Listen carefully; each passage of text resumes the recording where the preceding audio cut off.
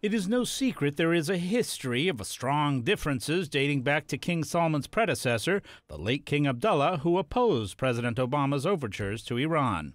But U.S. officials insist the cancellation is not a snub. White House spokesman Josh Earnest. The fact is, seated around the table will be representatives of these countries that are empowered to represent the views of their country and their national interests in the discussions, and ensure that they follow through on any commitments that those countries make in the context of the Camp David meeting. For leaders of Gulf Arab countries, scenes of Iranian-supported Houthi rebels overrunning Yemen's capital and driving out its U.S.-backed government earlier this year were a sign of the rising threat from Iran, and they come to the summit seeking reassurances of U.S. support.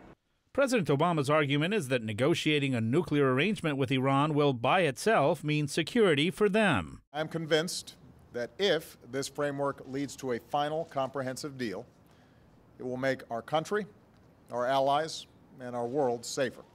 But the Gulf nations are not so sure. Youssef Al-Otaiba, the United Arab Emirates ambassador to the United States, says Gulf leaders want to upgrade their security relations with the U.S. We are looking for some form of security guarantee, given the behavior of Iran in the region, given the rise of the extremist threat. We definitely want a stronger relationship.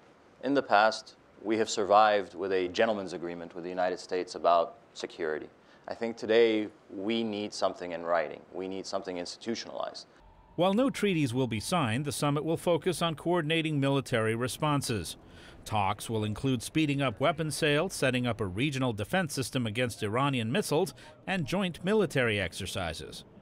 The United States maintains 35,000 troops in the Gulf region, and U.S. officials say no further large-scale commitments are to be announced at the summit. No one expects the meeting, with some key players missing, to resolve all distrust and disagreements, but there is hope it will be a first step toward rebuilding confidence in the partnership. Luis Ramirez, VOA News, at the White House.